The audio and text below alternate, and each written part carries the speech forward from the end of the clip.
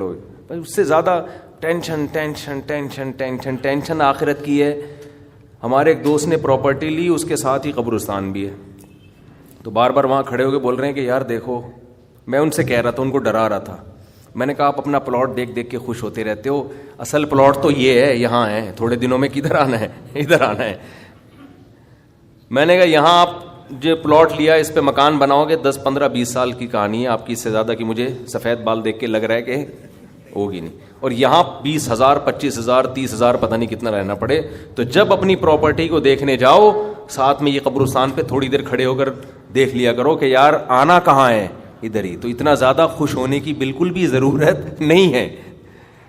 اس کی تیاری کیا کی ہے, اس قبر کی, اس کی تیاری کرو. اس کی تیاری ہے راتوں کو تہجد, اللہ کے سامنے گڑ گڑانا, نظر کی حفاظت کرنا, حرام کھانے سے اپنے آپ کو بچانا, اپنی اولاد کی اچھی تربیت کرنا. یہ اس کی تیاری ہے اس قبر کی.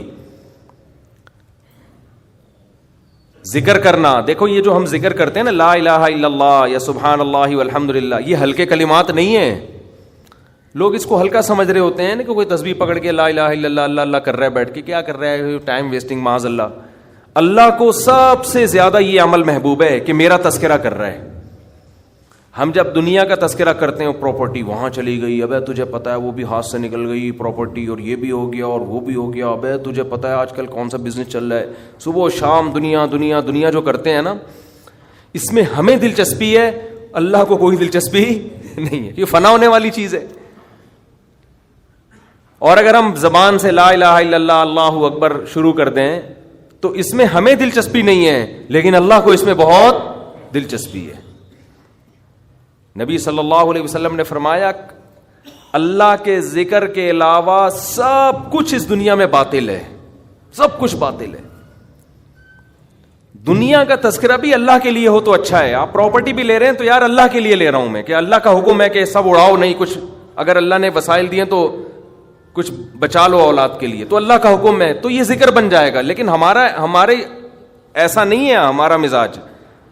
ہم تو دنیا کے چسکے لے لے کے تذکرے کرتے ہیں ہر وقت. تو یہ اس کی اگر ہم معمول بنا لیں نا, تسبیح ہاتھ میں رکھیں, میں نے دیکھا اس کا بڑا اثر پڑتا ہے. لاشعوری طور پر انسان کی زبان چلنا شروع ہوتی ہے, لاشعوری طور پر. تو عادت ڈالیں اللہ کا نام لینے کی, ادھر سے دماغ ہٹے گا. یہ جو گند میں دنیا کے گٹر جو ہمارے حضرت فرمایا کرتے تھے, دنیا کی محبت کے دلوں میں گٹر ابل رہے ہیں, تو سکون کہاں سے ہوگا؟ سکون خوشبو میں ہوتا ہے, گٹر کی بدبو میں تھوڑی ہوتا ہے. یہ دنیا کی محبت میں بھی اسمیل ہے, ایک بدبو ہے. تو بات میں نے یہاں سے شروع کی تھی کہ اسلام نام ہے طہارت کا, تو طہارت میں عقیدے کی طہارت بھی داخل ہے. تو شرک کیا ہے؟ نجاست. تو اسلام نے یہ بتایا کہ انسان کے علاوہ جو کچھ ہے وہ انسان کی خدمت میں ہے, اس میں مقدس وہ نہیں ہے. آپ اپنے فائدے کے لیے ان تمام چیزوں کو استعمال کر سکتے ہو, اس پہ تحقیق کر سکتے ہو, چیر پھاڑ کر سکتے ہو, ان کی کچھ بھی کر سکتے ہو. تو آپ اگر ان چیزوں کے آگے جھکنا شروع ہو جاؤ گے, اور عزت کا معیار جو اصل عزت ہے, ایک تو دنیا کا نظام چلانے کے لیے وہ وقتی عزت ہے, وہ نظام چلانے کی حد تک ٹھیک ہے, لیکن اوریجنل عزت ذلت کا معیار وہ نہیں ہے, بلکہ اس کا معیار کیا ہے؟ تقویٰ. اصل عزت تو آخرت میں ہوگی, اس میں ہو سکتا ہے ایک بھنگی کا مقام ایک آفیسر سے زیادہ ہو. یہ نظریہ بھی کس نے دیا؟ صرف اسلام نے. ذات پات کی بنیاد پہ بہت ساری قوموں میں تفریق ہے. چھوٹی ذات کا آدمی کتنا اچھا بن جائے وہ اچھا نہیں رہتا پھر بھی. تو ایک بات تو اسلام نے یہ بتائی کہ انسان کے علاوہ سب کچھ انسان سے کم ہے, لہذا اس کے سامنے جھکنے کا تو سوال ہی پیدا نہیں ہوتا. انسانوں میں عزت کا اصل معیار کیا ہے؟ تقویٰ. اور دوسری بات, انسانوں میں تقویٰ کی بیس پہ یا دنیاوی کسی عہدے کے بیس پر انسان قابل عزت تو بن سکتا ہے, معبود نہیں بن سکتا. اللہ اور بندوں کے درمیان واسطہ بھی نہیں بن سکتا. وہ سب انسان اللہ کے محتاج ہیں, چاہے وہ عزت والا ہو یا زیادہ عزت والا ہو یا کم عزت والا. محتاج ہونے میں سب کیا ہیں؟ برابر. اس کا بڑا فائدہ کیا ہوا کہ انسان اور اللہ کے رشتے کے بیچ میں جو خالق اور مخلوق کا رشتہ ہے, اس میں انسانوں کی دخل اندازی اللہ نے برداشت نہیں کی ہے. یہ بھی آپ کے مینٹل لیول کو یہ چیز اوپر لے جاتی ہے. آپ سے اگر گناہ ہو گیا تو اسلام کہتا ہے کسی انسان کو درمیان میں واسطہ بنانے کی ضرورت نہیں ہے. کوئی انسان آپ کی پیشکش اللہ کے سامنے, آپ راتوں کی تنہائی میں گڑ گڑاؤ اللہ کے سامنے, اللہ آپ کی توبہ قبول کرے گا. عیسائیوں میں کیا ہے, پادری کے پاس جاؤ, اتنے پیسے دو اس کو. آغا خانیوں میں بھی یہی ہے, وہ پیسے دیتے رہتے ہیں, بس نوٹ چھاپنے کی مشینیں بنے ہوئے ہیں. اسلام کہتا ہے وَمَن يَعْمَلْ سُوءًا أَوْ يَظْلِمْ نَفْسَهُ ثُمَّ يَسْتَغْفِرِ اللَّهَ, جس سے بھی گناہ ہو گیا, یہ اپنی جان پہ ظلم کر بیٹھا, ہاتھ اٹھا کے اللہ کے سامنے توبہ کرے. وَإِذَا سَأَلَكَ عِبَادِي عَنِّي, میرے بارے میں جب بندے پوچھے میں کہاں ہوں, فَإِنِّي قریب, ان سے بولو میں تمہارے قریب ہوں. شہرک سے بھی زیادہ قریب ہوں, درمیان میں کسی کے واسطے کی ضرورت نہیں ہے, میں تمہاری شہرک سے بھی زیادہ قریب ہوں. تو کسی کی ایسی تعظیم بھی اسلام برداشت نہیں کر رہا کہ وہ تعظیم میں غلو ہو جائے, کہ آپ اس کو اللہ اور مخلوق کے درمیان میں داخل کر لیں. آپ اللہ یہ بھی برداشت نہیں کرتا کہ اتنی عزت کسی کو دینے کی ضرورت نہیں ہے. وہ تمہاری طرح وہ بھی محتاج ہے, تم بھی محتاجی میں سب کیا ہیں, برابر. کتنا اچھا لگتا ہے, اللہ نے کتنا آسان بنا دیا دین کو. جب کوئی ضرورت ہو, کوئی غلطی ہو جائے, اللہ کے ساتھ دعا مانگو, اے اللہ تو اس گناہ پہ مجھے سزا بھی دے سکتا ہے اور معاف بھی تو ہی کر سکتا ہے. تو معاف کرنے کے لیے کسی کی پرمیشن کا محتاج نہیں ہے, سزا دینے کے لیے بھی کسی کی اجازت کا محتاج نہیں ہے. اسی صفت کا واسطہ دے کے انسان بھیک مانگتا ہے کہ اے اللہ تو اپنے فضل سے مجھے معاف کر دے. کسی کو بتانے کی بھی ضرورت نہیں ہے. یہ چیز, یہ خودداری جو اسلام نے آپ کے اندر پیدا کی ہے, یہ بھی اسلام کے علاوہ دنیا کے کسی مذہب میں نہیں ہے. سب برابر ہیں. زنا کر کے کہنے لگا مجھ سے زنا ہو گیا, حج جاری کریں. نبی کے پاس آیا, آپ نے چہرہ موڑ لیا, پھیر لیا چہرہ.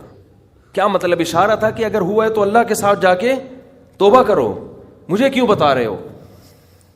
اس کو پسند نہیں کیا آپ صلی اللہ علیہ وسلم نے.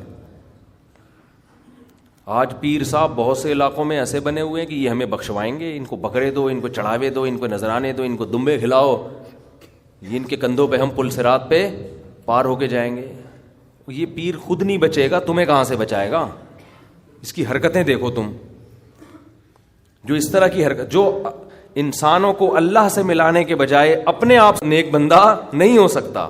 ما کان لبشر ان یکلمہ, ما کان لبشر ان یؤتیہ اللہ الکتاب والحکمہ. کسی بشر میں یہ مجال نہیں ہے, قرآن کے الفاظ دیکھو, کسی انسان کی یہ مجال نہیں ہے کہ اللہ اسے نبوت دے دے پھر وہ لوگوں کو اللہ کا غلام بنانے کے بجائے اپنا غلام بنانا شروع کر دے. کسی بشر میں یہ مجال نہیں ہے, کیونکہ جب اللہ نبوت دیتا ہے تو اس بشر میں اللہ کی عظمت اور جلال بیٹھ جاتی ہے. جلال بیٹھنے کے نتیجے میں وہ لوگوں کو کبھی بھی اپنی طرف دعوت نہیں دے گا. صحابی نے دیکھا اونٹ نے نبی کو سجدہ کیا تو صحابہ نے عرض کیا یا رسول اللہ آپ ہمیں بھی اجازت دیں سجدہ کروں. آپ نے فرمایا نا نا نا نا. آج بتاؤ کوئی کسی جاہل پیر کے ساتھ یہ منظر ہو, کوئی جانور آ کے سجدہ کر لے, وہ تو خوشی سے پاگل ہو جائے گا. وہ تو کہے گا دیکھو جب یہ کر رہا ہے تو تم کیوں نہیں کر رہے. نبی نے اپنے گھر سجدہ کرنے سے منع کیا. آپ صلی اللہ علیہ وسلم نے فرمایا اللہ یہود و نصارہ پہ لعنت کرے, انہوں نے اپنے پیغمبروں کے دنیا سے جانے کے بعد اپنے پیغمبروں کی قبروں کو سجدہ گاہ بنا لیا, اپنے پیغمبروں کی قبروں کو عیدگاہ بنا لیا, جیسے عید میں میلے ٹھیلے ہوتے ہیں. اسی وجہ سے پیغمبر صلی اللہ علیہ وسلم کی قبر پہ میلے ٹھیلے رش لگا کے بیٹھنا اس کی اجازت نہیں ہے. بس صلاۃ و سلام پڑھیں اور وہاں سے نکل جائیں. کیسی حفاظت کی. دنیا میں سب سے افضل انسان, جس سے افضل اس کائنات میں کوئی پیدا ہوا ہی نہیں, وہ محمد صلی اللہ علیہ وسلم ہے. لیکن آپ کی قبر پہ نہ کبھی سجدہ ہوتا ہے, نہ کوئی میلے ٹھیلے لگتے ہیں, نہ آپ کی قبر کی طرف رخ کر کے آپ سے دعائیں مانگی جاتی ہیں. یہی آپ کے سب سے افضل ہونے کی سب سے بڑی دلیل ہے کہ انہوں نے اپنی عبادت نہیں کروائی. کبھی ہم قبر پہ یہ نہیں کہتے کہ یا رسول اللہ آپ ہماری مدد کر دیں, یہ شرک ہے. صحابہ نے ہمیشہ نبی سے دعا کی درخواست کی ہے کہ آپ اللہ سے یہ درخواست کر دیں. دیکھو قرآن کے الفاظ, بس یہ آیت پڑھ کے بیان ختم کرتا ہوں. وَلَوْ أَنَّهُمْ إِذْ ظَلَمُوا أَنفُسَهُمْ جَاءُوكَ فَاسْتَغْفَرُوا اللَّهَ وَاسْتَغْفَرَ لَهُمُ الرَّسُولُ لَوَجَدُوا اللَّهَ تَوَّابًا رَحِيمًا. پیغمبر کی پوزیشن کو واضح کیا قرآن نے کہ اگر ان سے اپنی جان پہ ظلم ہو, گناہ کر بیٹھیں, تو اگر یہ اللہ سے توبہ کریں گے یا آپ کے پاس آئیں گے اور آپ بھی اللہ سے ان کے لیے توبہ کریں گے تو یہ اللہ کو غفور اور رحیم پائیں گے. کیا مطلب؟ یہ نہیں کہا کہ نبی کو غفور رحیم پائیں گے, نہ نہ, یہ گناہ معاف کرنا یہ نبی کا وظیفہ نہیں ہے. نبی کے پاس اگر آپ جائیں گے تو اس لیے کہ یا رسول اللہ آپ اللہ کے نیک بندے ہیں, آپ اللہ سے ہمارے لیے دعا کریں. ہم بھی کر رہے ہیں, آپ بھی کریں دعا. تو نبی کے لیے جب آیا تو وَاسْتَغْفَرُوا الرَّسُولَ نہیں ہے کہ رسول سے استغفار کریں, نہ نہ نہ, رسول بھی کس سے استغفار کریں گے؟ اللہ سے. علماء کہتے ہیں درود شریف جو ہم پڑھتے ہیں نا, اللہم صلی علی محمد,